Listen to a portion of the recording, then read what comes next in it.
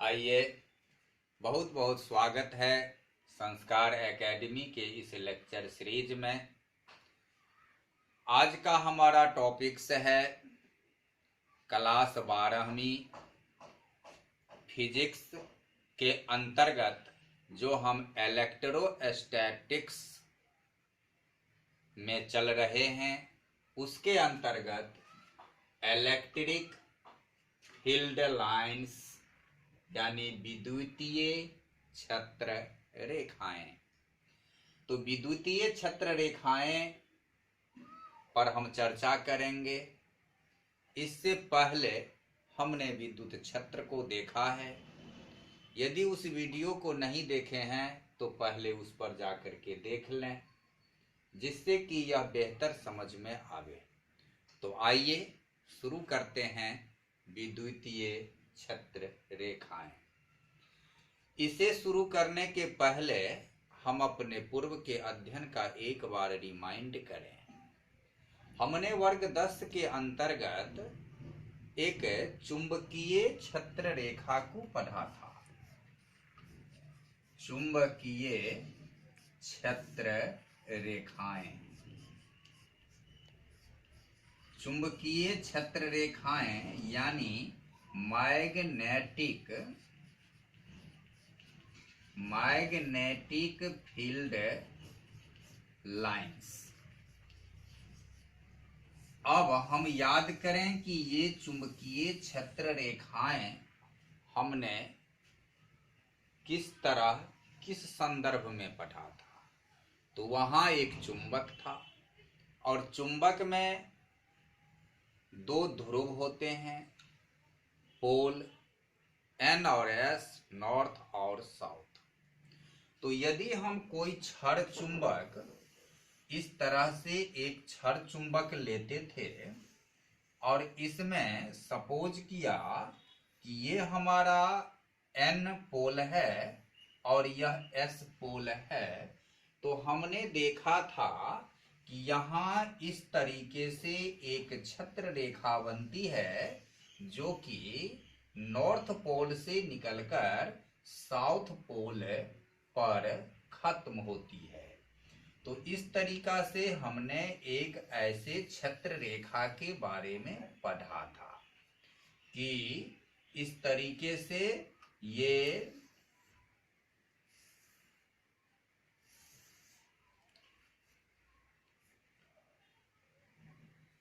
North pole से शुरू होकर के ये साउथ पोल पर खत्म होते हैं। इसी तरह हम आज विद्युत छत्र रेखा के बारे में समझेंगे। और चूंकि विद्युत छत्र रेखा, जब विद्युत की बात होती है तो वहां एक आवेश होता है और उसमें भी हम अभी इलेक्ट्रोस्टैटिक्स में है, तो इस पूरे संदर्भ में हमारा आवेश रुका हुआ होगा। तो एक चार्ज जो है, एक आवेश जो है, उसके बाद हमने देखा था कि विद्युत छत्र रेखा किसी आवेश के अराउंड स्पेस का वे भाग है जहां की कोई दूसरा आवेश बल का अनुभव करता है या कि वह आवेश दूसरे आवेश पर बल आरोपित करने में सक्षम होता है। तो हम एक चार्ज की बात करें, एक छत्र रेखा है, तो उस छत्र रेखा की बात करें तो जिस तरह से चुंबकीय छत्र रेखा चुंबक के उत्तरी ध्रुव से शुरू होकर दक्षिणी ध्रुव पर समाप्त होती है, तो उस संदर्भ में हम यदि चार्ज की बात करें तो यहाँ हम एक पॉइंट लिख सकते हैं कि विद्युत छत्र रेखा, विद्युतीय छत्र रेखा प्लस आवेश से शुरू होकर माइनस आवेश पर समाप्त होता है। तो यदि हमारा एक चार्ज ऐसे ये प्लस आवेश है और एक चार्ज ऐसे यहाँ माइनस आवेश है, तो हमारा छत्र रेखा कैसा होगा? तो इस तरीके से प्लस आवेश से शुरू होकर के ये ऐसे माइनस आवेश की ओर आएगा और ये प्लस आवेश से शुरू होकर माइनस आवेश की ओर आएगा। इसके डायरेक्शन को हम एरो से दिखाते हैं। तो तो इस तरीके से ये जो एक रेखा बनती है, इसी रेखा को हम कहते हैं विद्युत छत्र रेखा या विद्युतीय छत्र रेखा। इसमें एक ही बात हमको मुख्य रूप से देखनी है कि विद्युतीय छत्र रेखा प्लस आवेश से शुरू होकर माइनस आवेश पर समाप्त होती है। तो ये विद्युतीय छत्र रेखा की प्रॉपर्टीज हैं। तो इससे पहले हम एक परिभाषा प्राप्त कर लें कि ये इलेक्ट्रिक फील्ड लाइंस क्या हैं। तो इस तरह एक रेखा बनती है। यह रेखा एक काल्पनिक रेखा है। हमने इस कल्पना किया है, किस चीज का कल्पना किया है? एक रास्ता का। वे वास्तविक रास्ते हैं, क्योंकि ऐसे ही फिक्स रास्ते पर चार्ज जो है वे चलते हैं। तो एक सूक्ष्म जो पॉजिटिव चार्ज हैं, सूक्ष्म पॉजिटिव चार्ज वास्तविक पथ है, सूक्ष्म पॉजिटिव चार्ज की जो वास्तविक पथ है उसे दर्शाने वाले काल्पनिक रेखा को हम कहते हैं विद्युतीय छत्र रेखा। यानी हम पढ़ लेते हैं, an imaginary line of real path, an imaginary line of real path of critical positive charge, सूक्ष्म धनात्मक आवेश के वास्तविक पथ का काल्पनिक रेखा। सूक्ष्म धन आवेश के वास्तविक पथ का काल्पनिक रेखा कहलाता है इलेक्ट्रिक फील्ड लाइंस, विद्युतीय छत्र रेखा। यानी हमारी विद्युतीय छत्र रेखा काल्पनिक रेखा है, लेकिन यह वास्तविक पथ को दर्शाता है। तो वास्तविक पथ को दर्शाने वाला काल्पनिक रेखा हमारा इलेक्ट्रिक फील्ड लाइंस यानी विद्युतीय छत्र रेखा है। अब विद्युतीय छत्र रेखा की हम प्रॉपर्टीज की बात करें तो यहां है properties of electric field lines. विद्युतीय छत्र रेखा का गुण क्या है, विशेषताएं क्या है? तो जैसा कि हमने यहां देखा कि विद्युतीय छत्र रेखा प्लस से शुरू होकर माइनस पर समाप्त होती है, यह विद्युतीय छत्र रेखा का पहला प्रॉपर्टी है, पहला गुण है। और हमने पहला गुण में लिखा, it starts from positive charge and ends on negative charge. यह धन आवेश से शुरू होता है और ऋण आवेश पर समाप्त होता है।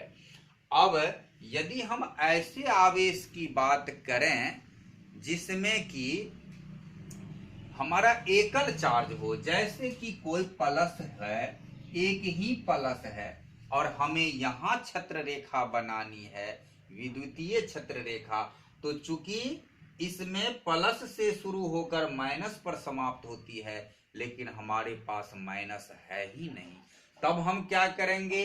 देखते हैं कि प्लस से निकलती है, तो यहाँ जो हमारी विद्युतीय छत्र रेखा होगी वह प्लस से निकलता हुआ छत्र रेखा, हम ऐसे छत्र रेखा का जो निर्माण करेंगे, यही इस प्लस जो एकल आवेश है, सिंगल चार्ज है, इससे खींचने के लिए यदि हमें विद्युतीय छत्र रेखा होती है तो हम उसका निर्माण इस तरह से करेंगे।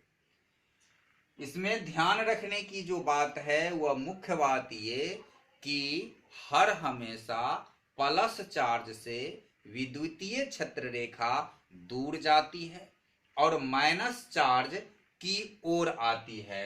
यहीं यदि हम एक माइनस चार्ज की विद्युतीय छत्र रेखा खींचें तो हमें इस तरीके से होगा, ये लाइन तो ऐसे ही होगा लेकिन इसकी दिशा ऐसे आवेश की ओर होगा। तो ये इसकी विद्युतीय छत्र रेखा है। तो यहां हमें जो मुख्य बात आती है वह ये कि विद्युतीय छत्र रेखा पॉजिटिव चार्ज से दूर जाता है और निगेटिव चार्ज की ओर आता है। अब यदि हम एक ऐसे आवेश युग्म की बात करें, जोड़ा आवेश की बात करें, जिसमें कि दो आवेश है लेकिन दोनों ही आवेश समान चार्ज के हैं, दोनों ही आवेश या तो पॉजिटिव है या दोनों ही आवेश निगेटिव है, तब फिर वहां विद्युतीय छत्र रेखा किस प्रकार का होगा। तो आइए देखते हैं कि जैसे कि यहाँ हमारा एक चार्ज ये भी पॉजिटिव है और एक चार्ज ये भी पॉजिटिव है, तो इस संदर्भ में हमारी विद्युत छत्र रेखा किस प्रकार खींची जाएगी। हम जानते हैं कि प्लस चार्ज और प्लस चार्ज एक दूसरे को रिपेल करती है, प्रतिकर्षण करती है, दोनों दुश्मन हैं एक दूसरे के, एक दूसरे को धक्का देती है। तो प्लस से तो निकलेगा, प्लस से दूर निकलेगा इस तरह छत्र रेखा, लेकिन इधर से जो छत्र रेखा आएगा दोनों एक दूसरे को धक्का देने के संदर्भ में इस तरह से ये मुड़ जाएंगे। तो इस तरीके से ऐसे ये विद्युत छत्र रेखा हो जाएगा दूर जाते हुए, और ऐसे हमारी छत्र रेखा का निर्माण होगा जब दोनों प्लस है या कि फिर दोनों माइनस है। तो इस तरह दूर जाते हुए हम ऐसे दर्शाएंगे, और हमारे विद्युत छत्र रेखा का निर्माण जब दोनों प्लस आवेश है तो कुछ इस तरीके से होगा। अब यदि दोनों माइनस है तो इसी तरह बनेगा। अंतर ये होगा कि अब जैसे मान लो ये माइनस है और ये माइनस है, तो होगा ये कि माइनस माइनस को प्रतिकर्षित करती है, तो ये आएगा तो माइनस के ही ओर, लेकिन आएगा माइनस की ही ओर, लेकिन ऐसे झुकते हुए आएगा। यानी इधर से भी आएगा तो ऐसे झुक जाएगा और इधर से भी ऐसे झुक जाएगा। तो इस तरीका से ये माइनस की ओर जाता हुआ ऐसे विद्युत छत्र रेखा का निर्माण होगा।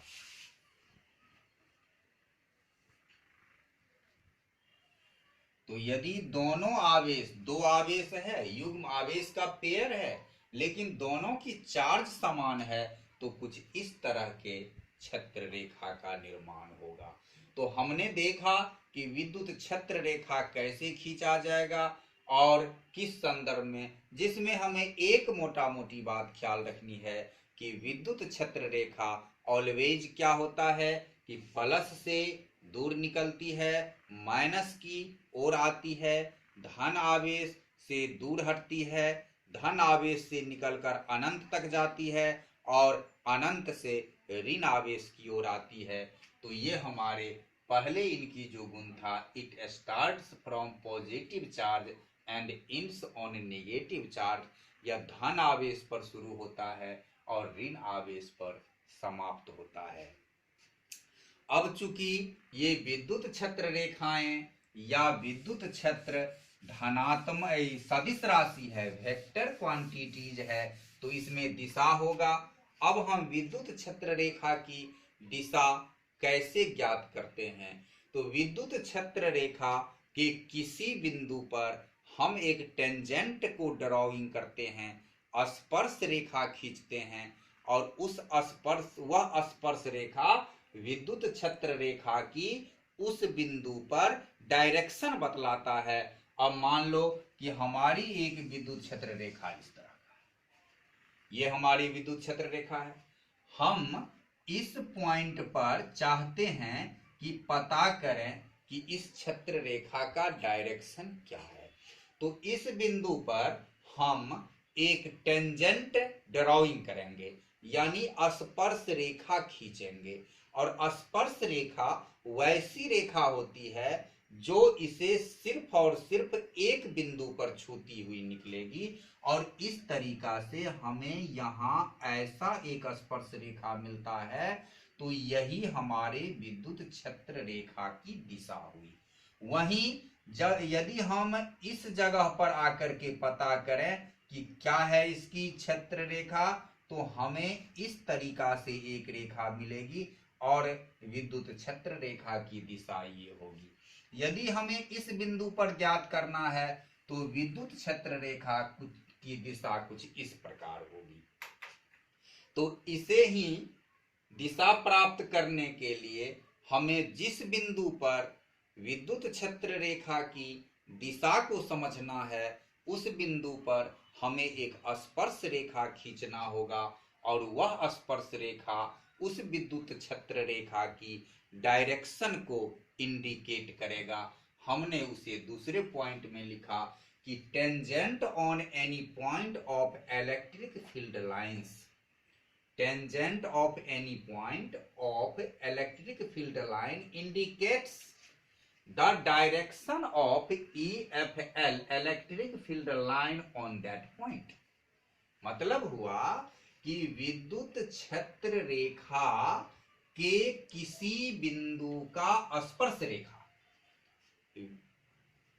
विद्युत क्षेत्र रेखा के किसी बिंदु पर खींचा गया स्पर्श रेखा प्रदर्शित करता है, दर्शाता है, बतलाता है the direction of EFL on that point, कि उस बिंदु पर विद्युत क्षेत्र रेखा की दिशा क्या है। तो हमें दिशा ज्ञात करने के लिए उस बिंदु पर एक टेंजेंट ड्राइंग करना होता है और हम उसकी दिशा ज्ञात कर लेते हैं। अब तीसरी बात देखें, मान लेते हैं कि हमारा जो कोई विद्युत क्षेत्र रेखा है वह कुछ इस तरीके का है।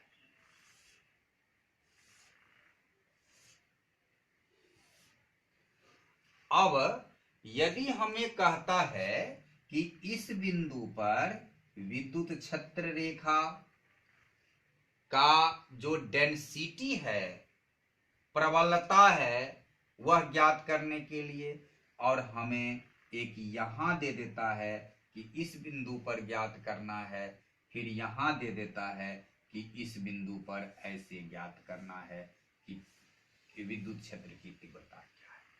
तो ये ज्ञात करने के लिए हम समान एरिया का एक क्षेत्र निर्माण करते हैं। मान लो कि हमने इतने बड़े एरिया का एक ऐसे सर्किल का निर्माण किया, उतने ही बड़े एरिया का हमने यहाँ भी एक सर्किल का निर्माण किया ऐसे, और इतने ही एरिया का हमने यहाँ भी एक सर्किल का निर्माण किया। ये कुछ सेम होनी चाहिए, समान सर्किल लेना है। तो ऐसे हमने निर्माण किया। अब हम देखते हैं कि हमारा ये जो ड्राइंग, ये जो खींचा गया सर्किल है, उसमें 1 2 3 4 लाइन से समाये हुए हैं, मर्ज्ड हैं, और यहाँ ओनली 2 है और यहाँ ओनली 1 है।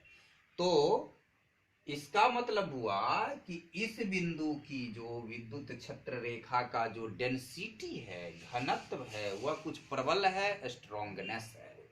तो समान क्षेत्रफल की आकृति में यदि जितना अधिक क्षेत्र रेखाएं मर्ज होती है, शामिल अपीयर होती है, वहां की विद्युत क्षेत्र रेखा का जो डेंसिटी होता है, घनत्व होता है, वह उतना ज्यादा होता है। और इसी बात को हमने तीसरे, इसका जो प्रॉपर्टीज है, density of EFL, so strongness, विद्युतीय क्षेत्र रेखा का घनत्व दर्शाता है प्रबलता को।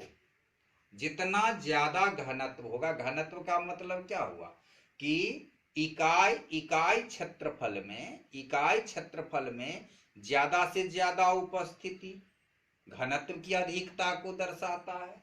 तो ये हुआ कि ये जो विद्युत डेंसिटी ऑफ EFL है, विद्युत छत्र रेखा का जो घनत्व है वह दर्शाता है कि विद्युत छत्र रेखा प्रबल है या कि वीक है, स्ट्रॉन्गनेस है या वीकनेस है। मतलब ये हुआ कि विद्युत छत्र रेखा की यदि डेंसिटी को देखना है तो हमें समान छत्र से गुजरने वाली छत्र रेखा की संख्या को देखना होता है। यदि ज्यादा संख्या में छत्र रेखाएं गुजरती है तो स्ट्रॉन्गनेस है, और यदि कम संख्या में छत्र रेखा गुजरती है तो वीकनेस है। तो इस बातों को हमने लिखा, डेंसिटी ऑफ EFL 100 स्ट्रॉन्गनेस। अब अगला है कि EFL never intersect each other. विद्युत छत्र रेखाएं एक दूसरे को कभी नहीं काटती है। अब मान लो हम कल्पना कर लेते हैं कि दो विद्युत छत्र रेखाएं एक दूसरे को इंटरसेक्ट करती है प्रतिच्छेद करके। मान लेते हैं एक ऐसा है और एक ऐसा है, ये दोनों इस बिंदु पर इसे इंटरसेक्ट किया। तो इस बिंदु पर यदि हम इस रेखा का दिशा प्राप्त करना चाहें तो कुछ इस तरह होगा और इसका कुछ इस तरह होगा। तो इस तरीका से इस बिंदु पर ये छत्र रेखा की दिशा दो हो जाती है, जो कि संभव नहीं है। विद्युत छत्र रेखा एक दूसरे को कभी भी इंटरसेक्ट नहीं करती है, काटती नहीं है, क्योंकि यदि ऐसा करेगा तो एक बिंदु पर विद्युत छत्र रेखा की दो दिशा हो जाएगी और दो दिशा होना पॉसिबल नहीं है। तो इसलिए इस बात को हमने चौथे पॉइंट में लिखा कि EFL never intersect each other, कभी भी एक दूसरे को काटती नहीं है। अब अगला पॉइंट देखें कि drawing EFL in uniform electric field are parallel. यदि समान विद्युत, यूनिफॉर्म माने हुआ समान, अद्वितीय, दूसरा नहीं, यूनिफॉर्म इलेक्ट्रिक फील्ड समान विद्युतीय छत्र में खींची गई विद्युतीय छत्र रेखा एक दूसरे के समांतर होती है, कुछ इस तरह।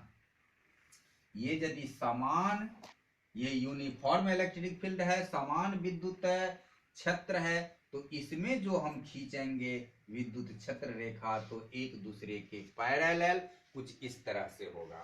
उसके बाद अंतिम पॉइंट है EFL do not max close loop, यानी ये विद्युत छत्र रेखाएं कभी भी बंद लूप का निर्माण नहीं करती है। कोई छत्र रेखा ऐसे लूप का निर्माण नहीं करता है, यानी बंद छत्र, ये जो विद्युतीय छत्र रेखा है वह कभी भी बंद लूप का निर्माण नहीं करती है।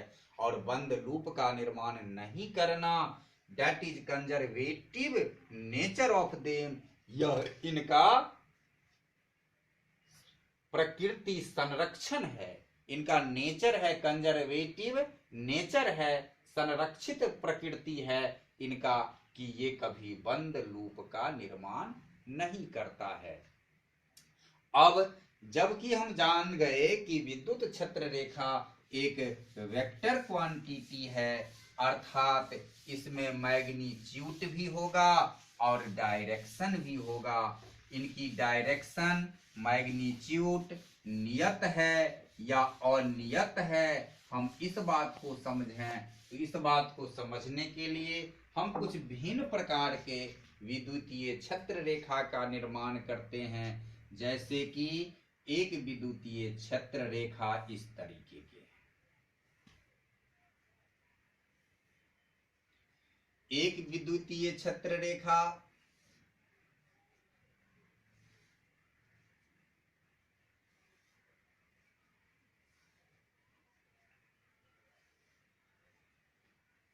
इस तरीके की,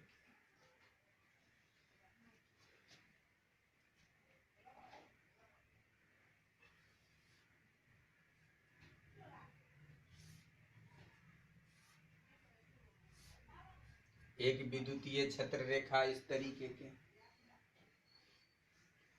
अब इस पर हम बात करें कि ये फिगर ए, फिगर बी और फिगर सी में इसका परिमाण और दिशा हमें क्या प्रकट करती है।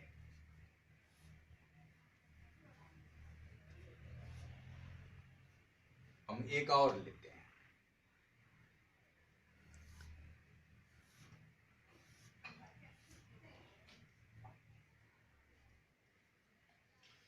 अब हम इस फिगर ए पर बात करते हैं। इस फिगर 1 में हमने देखा इसका डेंसिटी छत्र रेखा की संख्या पर निर्भर करता है। तो चूंकि ये सभी छत्र रेखाएं हमेशा एक दूसरे से लगभग बराबर अंतराल पर है, इसका अर्थ हुआ कि यदि हम समान ऐसे छत्र का कुछ ड्राइंग करें तो यहाँ करें या यहाँ करें, हर स्थिति में समान छत्र रेखा ही गुजरेगा। अर्थात ये हुआ कि इस छत्र रेखा का जो परिमाण है वह नियत है, कांस्टेंट है। और हम कह सकते हैं कि फिगर ए के लिए इसका परिमाण क्या है, तो ए के लिए इसका परिमाण नियत है, यानी कांस्टेंट है, परिमाण स्थिर है। और डायरेक्शन के लिए हमने देखा कि कहीं भी किसी बिंदु पर हमें एक टेंजेंट खींचना होगा। अब हम इस बिंदु पर टेंजेंट खींचें, इस पर खींचें या फिर इस पर खींचें, हर एक स्थिति में हमारी एक डायरेक्शन आ रही है। इसका मतलब हुआ कि इस पोजीशन में छत्र रेखा का डायरेक्शन भी कांस्टेंट है और मैग्नीट्यूड परिमाण भी कांस्टेंट है। और हम लिखते हैं कि इसका मैग्नीट्यूड भी नियत है और दिशा भी नियत है। अब यदि हम इस फिगर नंबर बी पर ध्यान दें तो फिगर नंबर बी में क्या है कि ये दो रेखाएं के बीच की जो दूरी है उससे ज्यादा दूरी तीसरे और दूसरे के बीच है। इसका मतलब ये हुआ कि इसके परिमाण नियत नहीं हैं और दिशा नियत हैं, क्योंकि दिशा में कहीं भी हम टेंजेंट खींचेंगे तो हमें समान डायरेक्शन ही मिलेगा। तो इसका मतलब ये हुआ कि इसका परिमाण तो नियत है, परिमाण नियत नहीं है, अनियत है। परिमाण अनियत है लेकिन दिशा नियत है। अब तीसरा जो है, तीसरा यहाँ दो जगह की दूरी, यहाँ दो जगह की दूरी, यहाँ ऐसे भिन्न भिन्न हैं और डायरेक्शन भी कोई इधर कोई इधर। यदि हमको यहाँ यदि डायरेक्शन लेना होगा तो इस ओर होगा, यहाँ लेना होगा तो इस ओर होगा। तो इसमें न दिशा नियत है न मैग्नीट्यूड नियत है। और हम तीसरे चित्र के लिए कहते हैं कि ये परिमाण भी इसका अनियत है और डायरेक्शन भी अनियत है, दिशा भी अनियत है। अब इस पर देखें, इस पर क्या हो रहा है कि हमें लग रहा है कि परिमाण समान है, क्योंकि लगभग दोनों के सभी के बीच लगभग की दूरी समान है। तो परिमाण तो समान है और दिशा भी लगता है समान है। यही हमें कंफ्यूज उत्पन्न हो रहा है। तो डी में हमने देखा कि परिमाण नियत है। अब दिशा पर चर्चा करें तो लगता है कि सभी की दिशा एक ही ओर तो है, अर्थात इसके डायरेक्शन भी नियत है। लेकिन हम देखें कि यदि हमें इस बिंदु पर डायरेक्शन लेना है तो कुछ इस तरह मिलेगा, इस पर लेना है तो कुछ इस तरह मिलेगा और इस बिंदु पर लेना है तो कुछ इस तरह मिलेगा। मतलब इसकी डायरेक्शन बदल रही है, डायरेक्शन इसका नियत नहीं है। देखने में लग रहा है कि सभी एक ही मोड़ पर जा रही है, एक ही एंगल से झुक रही है, तो इसका डायरेक्शन समान होगा। लेकिन हमने सीखा कि यदि हमें डायरेक्शन देखना है तो बिंदु पर टेंजेंट खींचो, और यदि इसके तीन बिंदु पर हमने तीन टेंजेंट खींचा तो तीनों की डायरेक्शन भिन्न भिन्न हो गई। इसका मतलब है कि इसका परिमाण तो नियत है लेकिन इसका डायरेक्शन अनियत है। और इस तरीका से हमने आज विद्युत छत्र रेखा के बारे में इतनी जानकारियां हासिल की। इसके अगले वाले वीडियो में हम बात करेंगे विभव और विभवांतर की, और फिर हम संबंध सब लेकर के आगे बढ़ते चलेंगे। तब तक के लिए यदि वीडियो पसंद आया हो तो इसे लाइक करना, पहली बार चैनल पर आने से सब्सक्राइब जरूर कर देना और अपने दोस्तों के बीच ज़्यादा से ज़्यादा शेयर करना, कि तुम्हारे ही जैसे और लोगों को अधिक से अधिक फायदा हो। तब तक के लिए बस इतना ही। बहुत बहुत धन्यवाद इस वीडियो को देखने के लिए।